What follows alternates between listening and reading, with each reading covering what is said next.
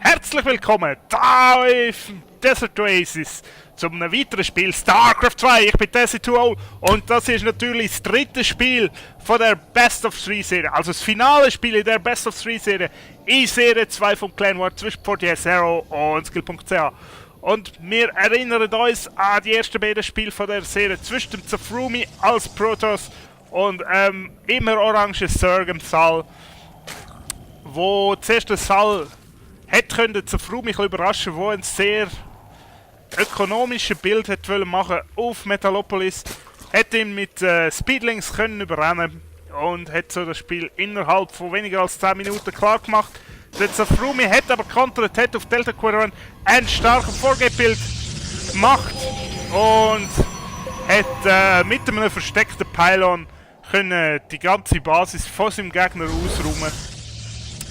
In der Zwischenzeit sehen wir, dass Saal scoutet hier sehr gut direkt bei Ramp von seinem Gegner. Er weiß, sein Gegner wird wahrscheinlich ein Wall-In machen und reagiert entsprechend.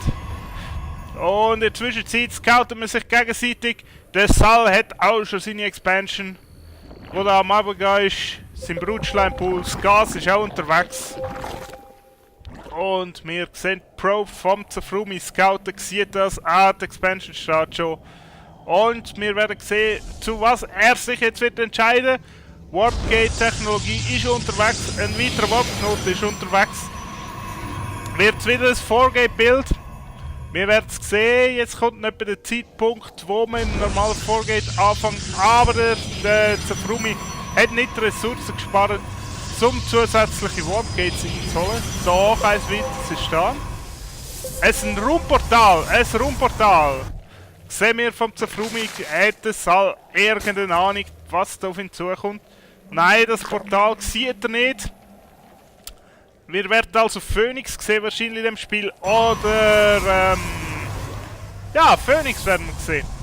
Und kein Void Race, der Dings ist wieder mal Supply Block. Weitere Pylonen kommen. Er kommt ein einzelner Dings. Hätte er können sehen? Nein, er hat doch, jetzt hat der Overlord gesehen, dass da ein Bild unterwegs ist, wo ihn könnte stören. Und sofort macht Saal weitere Probes. Verliert hier wahrscheinlich gerade seinen Overlord.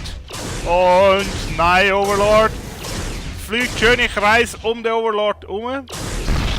Sehr artistisch vom Zafrumi. Oh, wir sehen den Saal. Muss jetzt sich schnell etwas überlegen gegen den Airbuild.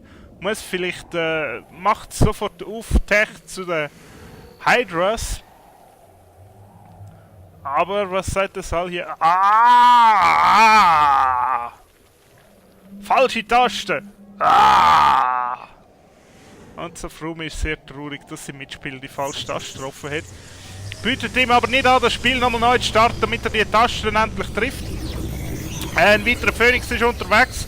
Normal auf der Army Count sehen wir zu dem Zeitpunkt ist der Saal weit voraus. Er hat viel mehr Speedling, aber das nützt ihm nichts, weil Speedling können sehr wenig machen gegen durchtrainierte Phoenix. Weil Phoenix können fliegen und Zergling können nicht fliegen. Obwohl sie so schöne kleine Flügel kriegen. In der Zwischenzeit hätte der Zafrumi doch ein bisschen Armee zusammen auf dem Ground. Muss sich also nicht zu fest Sorgen machen um die Overlords. Und hier geht es den Hydraliskenbau.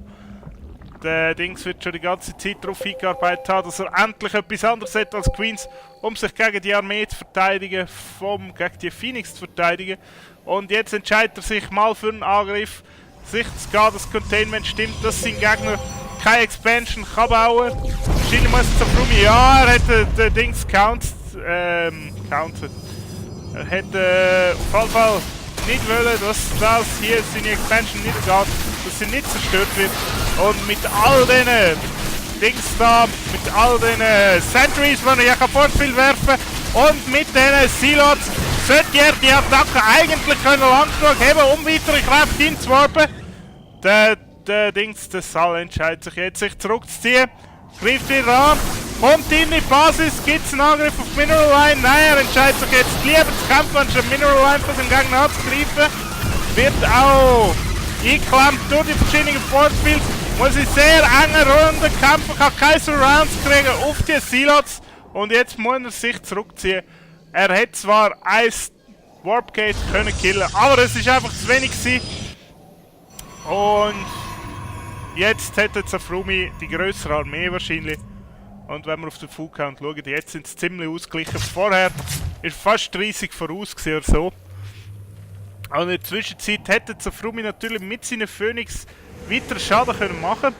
Jetzt haben wir hier 4 Kills, 3 Kills, 2 Kills, macht zusammen überschlagsartig. Immerhin 9 Probes weniger, die sammeln, 9 Drones weniger, die sammeln natürlich. Hier kommt der Schmiede für Zafrumi, was macht er damit? Hier kommt die Roboterfabrik für Zafrumi. Jetzt wird er wahrscheinlich auf Colossi gehen. Ein klassisches Bild, man zwingt den Gegner auf Hydralisk zu gehen und greift die dann an mit Colossi. Weil Colossi, die haut ziemlich rein gegen die Viecher. Und hier weitere Drone geht down, weitere Drone geht down, nochmal Drone geht down. Und hier sagt Zafrumi, ach, schieß halt auf mich. Zieh mich zurück. Gutes Containment im Moment. Darum kann er jetzt auch probieren, sich die Expansion zu holen. Die paar Speedling, die der Dings noch hat, sind kein Gegner für ihn. Kann er leicht vertreiben. Und so geht es in Nexus rauf. Hat er noch Pylon. Wahrscheinlich ist auch das Level 1 Upgrade unterwegs. Dadurch wird Silots natürlich noch viel effektiver gegen die Speedling. Und es sieht gut aus für den Zafrumi im Moment. Er könnte jetzt die Basis noch ein bisschen harassen mit seinen... Hätte er die überhaupt noch? Ja, mit diesen Phoenix könnte er die noch ein bisschen harassen. Und seinen Gegner zwingen, noch mehr Truppen hin und her zu schieben. Im Moment sieht das sehr gut aus für Zafrumi. Und was kommt als nächstes? Wir haben den Production Tab zugemacht.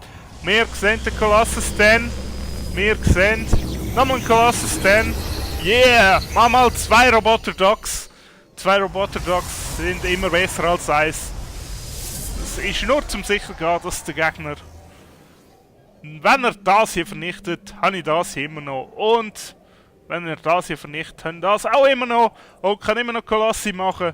Und zwar aus der Roboterfabrik raus. Einfach weit vorherschauendes Spiel vom Zafrumi. Wirklich cool. Oh, und hier kommt das Creep-Autobahn vom Fall. Mit dem Creep wird seine Speedling schneller. Wird auch seine Hydras endlich Geschwindigkeit annehmen, mit der man auch über Angreifen kann nachdenken. Und die Zuschauer merken, so cool, der Zafrumi hat 2 Roboter-Dogs. Könnte jetzt beim zweiten noch weitere Gravitationsbooster und Gravitationsantriebe forschen. Er hätte es ja. Aber er entscheidet sich dagegen, auch wenn er Ressourcen hätte. Er hätte ja auch die Ressourcen, um wieder expandieren.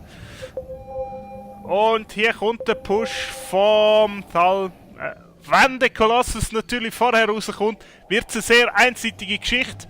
Allerdings ist auch das hier schon ein ganz akzeptabler Gegner für. Aber hier kommt der Colossus und natürlich Thermal Lens Upgrade hat er noch nicht. Opfert dort 2 Sentries und mag wohl keine Sentries. Er muss sich hier um die paar Speedling kümmern. Bleibt der Ruhe, ein Haufen Props, aber jetzt geht er in den Kampf mit der Hydras. Colossus macht die Hydras weg wie ein Scheibenwischer, Regentropfen von der Windschutzscheibe. Und die Colossi geht aber jetzt down, aber es kommen neue Silos verhindern und die Silos killen alles. Und es ist eine klare Geschichte, Colossus ist weg. Aber der neue Colossus ist schon fast fertig. Thermal Lens Upgrade ist auch fertig. Plus 1 Upgrade ist fertig. Und auch wenn der Zafrumi hier ein paar Probes verloren hat, insgesamt ist das nicht so tragisch. Entscheidet sich hier jetzt selber ein bisschen Schaden zu machen. Die Queen kann down gehen, wahrscheinlich geht sie down, ja, geht sie down, yeah, Queen ist unten. Und weitere Probe. Und er konzentriert sich jetzt auf die gasmeinenden Drones. Weil die werden gerne mal vergessen, dass das ein Problem ist. Im Moment hat er in der Basis kein Gas-Income. Was natürlich viel schlimmer ist, als wenn er nur 3 Probes weniger am Mineralienwert sammeln. Ich sage wieder Props für Drones, aber ihr wisst, was ich meine. Und was machen hier die gescheiten Phoenix? Die sehen weitere Expansion, Gold Expansion, die ist aber bold, die ist sehr bold. Da hat er wirklich Eier in der Hose. Der Saal, die sich die jetzt holen. Aber er weiß, wenn Colossi erstmal in einer bestimmten Zahl auf dem Feld sind, wird er extrem viel Ressourcen brauchen. Hätte er eigentlich nur eine Chance.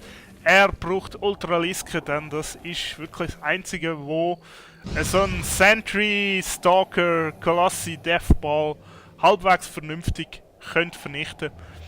Klar, ein paar Infestors sind auch ganz nützlich, aber sieht, der Zafrumi macht weiter, meint sein Zeugs, ist mit den Sammlern gut gleich auf und das ist ein Punkt, wo kein sehr gern sein will, dass er wirtschaftlich auf even ist und immer noch keine Leute im Gas, immer noch keine neuen Leute im Gas. Das ist Pre-Patch und dadurch ist nicht angezeigt, wie viele Leute das nicht im Gas sind. Aber das können wir trotzdem sehen, dass da keine drin sind. Und der Dings hat aber genug Gas im Moment, er hat auch genug Mineralien im Moment. Und auf was wartet er? Was tächt er im Moment? Wir sehen, das Baneling-Nest ist unterwegs. Wir sehen, Upgrades sind unterwegs. Weitere Upgrades auch für den Zafrumi unterwegs. Und hier kommt es in den Zirkel vom Zwielicht, sind Zwielicht Council. Wird immer erlauben, Sturmangriff zu erforschen oder Blink. Was immer eine gute Geschichte ist. Und hier kommt schon der Deathball vom Zafrumi. Ist schon ganz anständige Größe. Das ist. Sieht nicht nach viel aus, ist aber unheimlich gefährlich. Und die Search steht langsam vom Zafrumi am Saal. Hat jetzt seine Gold Expansion, aber kann den noch nicht exaggeraten. Probiert hindurch jetzt mit Speedling anzugreifen, wer sein Gegner von vorne kommt. Er weiß, das kann er kaum haben.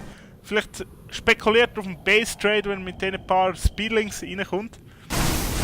Verliert hier wahrscheinlich auch gerade seine Gold Expansion. Und see you later, Gold Expansion. Broodlings können auch aber. Und jetzt kommt er hier mit seinen Speedlings rein.